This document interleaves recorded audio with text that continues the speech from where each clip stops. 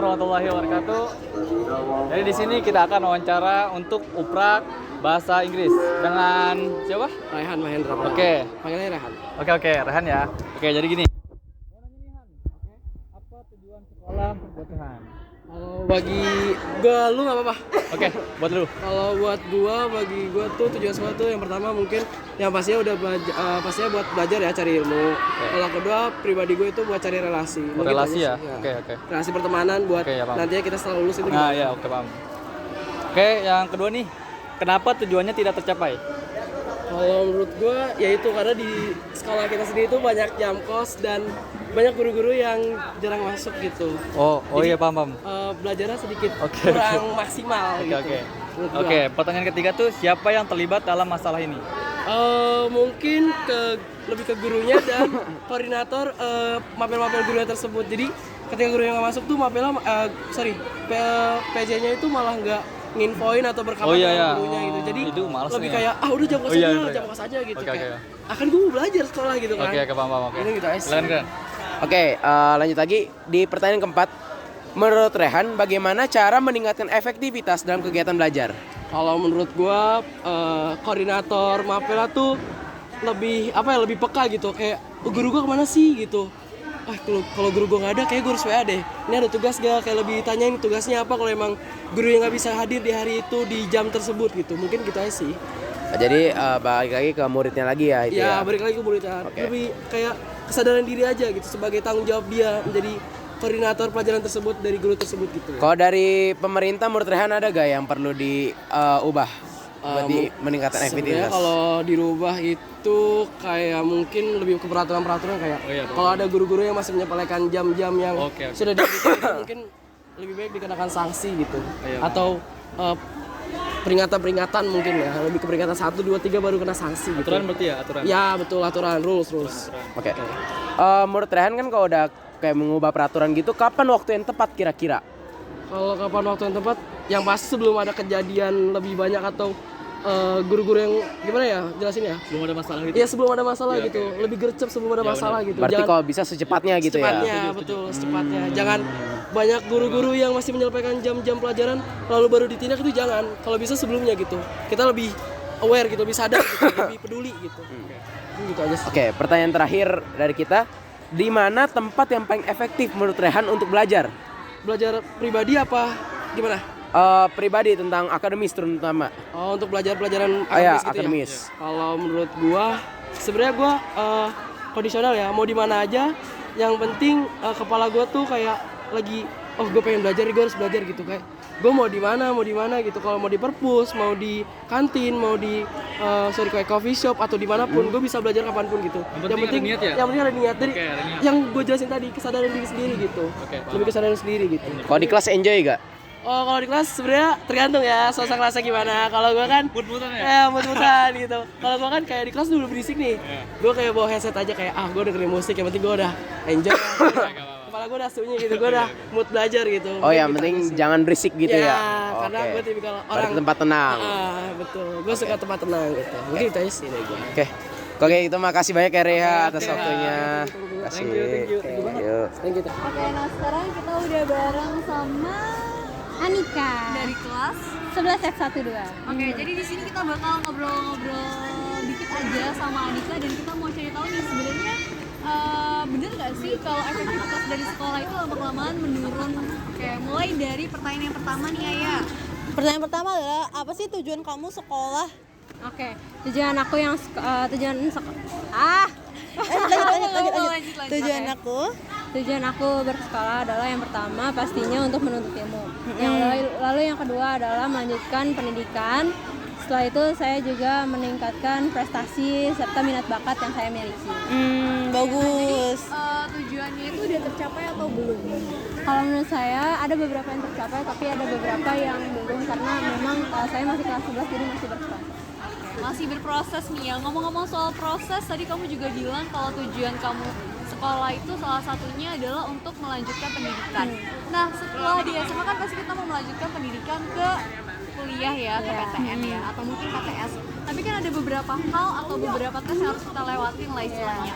Nah menurut kamu dengan modal kamu 10 jam di sekolah, kamu udah ngelakuin pendidikan formal kayak dari SD, SMP, SMA, apakah itu benar-benar modal apa ya 100% memodali kamu untuk bisa lulus ke kuliah? Oke, izin jawab. Kalau menurut saya untuk efektivitas belajar di sekolah itu belum 100% karena saya juga termasuk siswa yang mengikuti bimbel. Sehingga saya memaksimalkan belajar saya itu di rumah, di sekolah dan juga di les. Ada jam tambahan. Berarti kalau kayak begitu secara nggak langsung kamu juga bilang kalau lebih better di bimbel daripada sayangnya seperti itu ya. Ya emang kenyataan yang harus kita hadapi seperti itu sih. Oke lanjut Ayah. Nah, terus selanjutnya tuh kan tadi kamu udah bilang kalau kamu di sekolah sama di bimbel. Nah, kira-kira ada nggak sih cara lain untuk meningkatkan efektivitas kamu dalam belajar? Oke, efektivitas dalam belajar kalau menurut aku yang pastinya dari tempat dulu nih. Tempat itu kita harus nyaman pastinya dan tidak terlalu berisi karena aku tipe yang kalau belajar itu harus tempatnya tuh harus sunyi gitu. Nah, selain itu untuk meningkatkan efektivitas belajar itu bisa kita dengan latihan di rumah lebih sering dan juga praktek gitu. Terus kira-kira waktu yang tepat untuk mengupgrade diri kamu atau melakukan perubahan supaya efektivitas belajar itu menjadi lebih besar tuh kapan sih? Sekarang dong. Sekarang karena kita sebagai siswa SMA itu harus berproses dari mulai sebenarnya harusnya dari awal ya, dari SD, SMP dan SMA. Tapi kalau misalnya untuk kalian nih yang pastinya mau melanjutkan kuliah yang pastinya harus mengupgrade dari sekarang, guys. Oke. Apa Mei pertanyaan terakhir Mei? Pertanyaan terakhirnya adalah, tapi kalau ngomong-ngomong soal kalian, sebenarnya kaliannya lebih ke arah kita juga sih. Iya benar. Udah paling tepat sasaran banget tuh kaliannya. Oke, nah terakhir di mana tempat yang paling efektif untuk belajar? Oke. Udah nggak sih tadi? Tempat yang nyaman, yang sunyi. Nah, tempat tuh ada di mana gitu? Nah, jadi sebenarnya tempat untuk belajar yang paling efektif itu di rumah, bisa di les. Oh, berarti di sekolah kurang efektif gitu? Sebenarnya efektif kalau misalnya teman-temannya juga bisa diajak kerjasama untuk tidak berisik. Oh, gitu. Teman-temannya berisik. Kalau Anika masuk ke 12 IPS 5 sebenarnya nggak cocok ya, yang istilahnya Kita manusia ekstrovert semua. Oke, mungkin itu aja peran dari kami. Terima kasih Anika kalau udah ngulangin waktu buat kita. Terima kasih juga. next ke siapa lagi ya? Oke, jadi kita dapat mangsa baru. Di sini ada Saya misal dari kelas 12. Saya Mira dari kelas 12. Oke, jadi kita mau nanyain apa tujuan sekolah menurut kamu? Tujuan sekolah ya untuk mencari ilmu ya, untuk juga masih di masa depan yang indah. Kalau kamu? Jadi menurut saya sekolah itu untuk mencari ilmu dan juga membangun relasi sama teman-teman baru. Nah, kalau boleh tahu apakah tujuan-tujuan Anda pada udah tercapai? Sedikit belum sepenuhnya, karena kan kita belum kelas 12 ya, baru awal.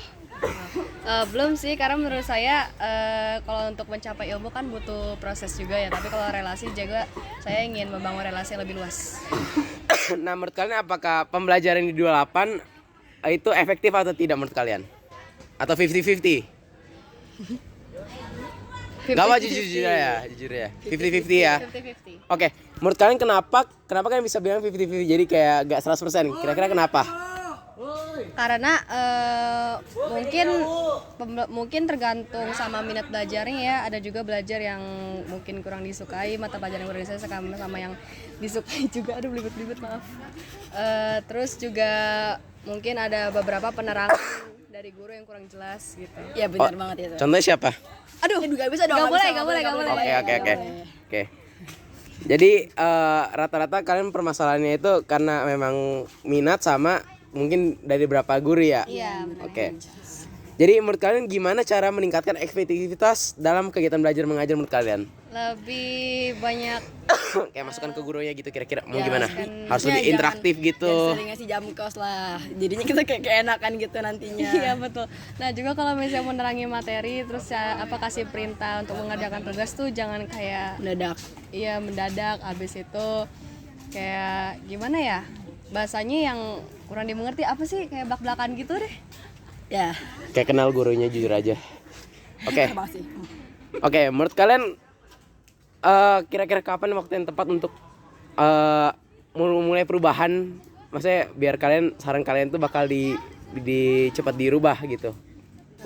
Cara pengajarannya. Kan kalian udah bersaran nih.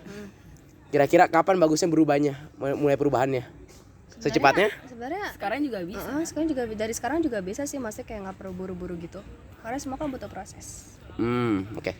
Nah, menurut kalian pertanyaan terakhir nih. Ya. Di mana menurut kalian yang tempat paling efektif buat belajar? Ya di sekeliling lingkungan Perpus sekolah. soalnya ada AC-nya. Perpus soalnya ada AC-nya. Aku Kalau di kamu? di luar sekolah misalnya kayak di situ duduk atau enggak di bawah sana juga nggak apa-apa sih. Kalau di sekolah nyaman apa enggak? Nyaman sih ya pastinya. Nyaman kok. Nyaman. Ya Lebih better sekolah apa di luar? Jujur aja, jujur. di luar sih. Di luar. Ya, jadi segitu sekian dari mereka dan kita. Kurang lebih mohon maaf. Wassalamualaikum warahmatullahi wabarakatuh. Yay. Makasih ya. Nah guys, jadi kita bakal melanjutkan tugas dari bahasa Inggris ya. Sebelumnya ini kita kenalan dulu sama abang-abang kelas 11. Gimana nih? Siapa namanya? Oke, nama saya Bayu dari 11 F32. Oke, 11 F32.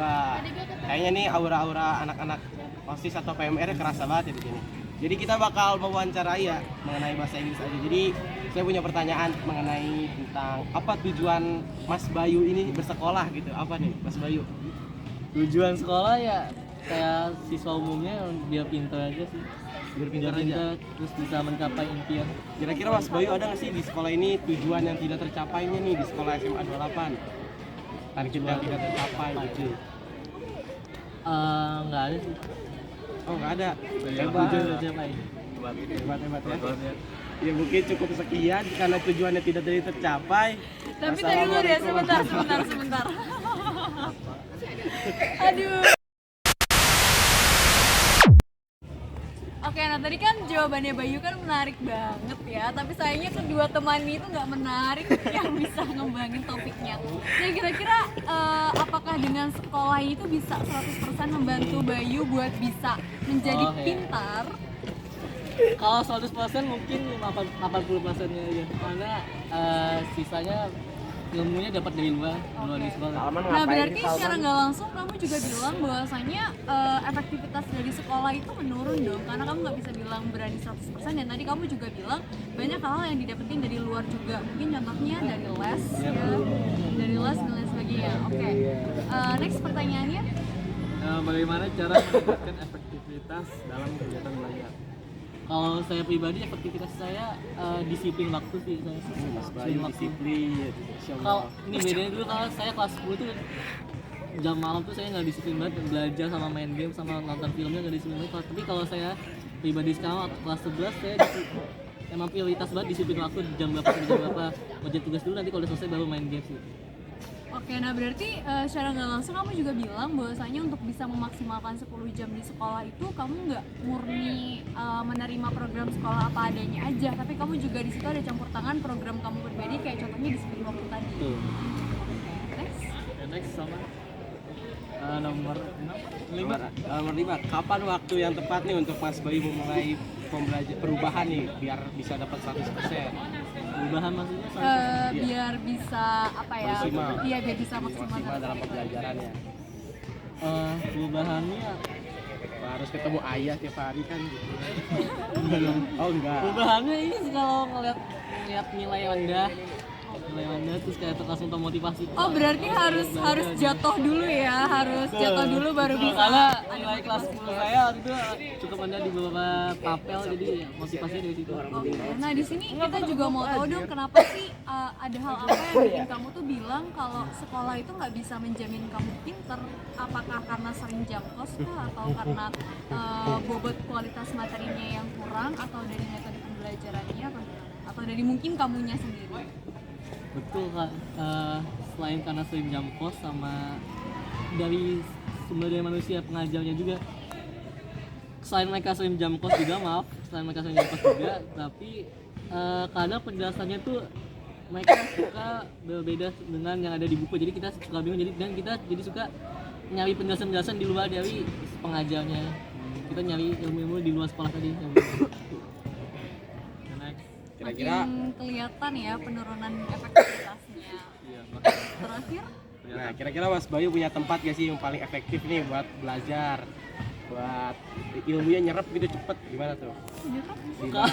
Nyerap. Kalau di sekolah di perpustakaan sih saya. Oh, perpustakaan, wih. Sama nih kayak Mas Bahrul ini juga sama. Bahar hitam. Hamin berapa jam ujian saya di perpustakaan belajar intensif. Tapi berbeda dia dengan dua teman saya yang malah tidur di sana. Oke. Kameramen. Oke, jadi cukup sekian wawancara kita bersama Resi Bayu. Itu menarik banget ya hal-hal yang kita ketahui tentang pengalaman-pengalaman sekolahnya. Oke, mungkin semangat ya, karena ketahuilah kalau misalnya kamu mau ngejar PTN, kamu harus berburu di luar. Karena banyak banget 10 jam di sekolah itu emang gak menjamin ya. Contohnya nih, dua orang ini juga berburu ilmu di luar dari sekolah. Apakah efektif, Mas Salman dan Mas Bahar? Mana Mas Bahar? Mungkin. Mungkinkah? Karena manusia itu gak sempurna ya teman-teman.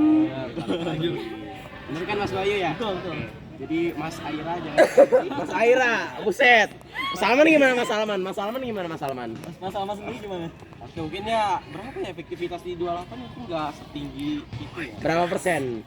Ya mungkin 80-an lah. 80. Iya. 80 buruknya apa 80 apanya nih? 80 baiknya dong. Oh, baiknya. Oke, cukup ya guys. Cukup ya guys. Terima kasih Mas Bayu. Zoom langsung. Assalamualaikum warahmatullahi wabarakatuh. Ya, perkenalkan nama saya Gren Jekonia. Kali ini kita akan mewawancarai yang anak kelas 10 yang bernama Pandi Atif Bedi dari kelas 10-6. Oke. Jadi pertanyaan pertama kita adalah apa tujuan sekolah menurut kamu? Oh, tujuan sekolah itu menurut saya adalah pertama untuk mencari ilmu, yang kedua itu untuk membangun keterampilan sosial, dan yang ketiga itu untuk membangun masa depan. Nah, apakah tujuan-tujuan kamu tercapai rata-rata semua? Untuk mencari ilmu dan juga keterampilan sosial itu tercapai. Kalau untuk membangun masa depan masih ongoing, masih proses. Masih ongoing. Nah, kira-kira dalam proses kamu untuk membangun masa depan, kira-kira kamu menempatkan sekolah itu efektifnya berapa nih? Bisa masih 50-50 kah? Untuk bisa membantu kamu untuk membangun masa depan yang benar-benar cemerlang menurut kamu? Oke. Untuk sekolah sendiri, sekolah ini menurut saya penting. Tapi selain sekolah, dalam membangun masa depan itu ada beberapa hal yang juga nggak kalah penting, nggak kalah urgent. Jadi menurut saya sekolah ya 50-50. Ada hal di luar sekolah yang juga penting.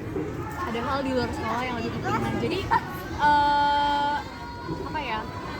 Seberapa banyak sih impact yang bisa dibilang itu kamu dapetin selama 10 jam ini kamu sekolah?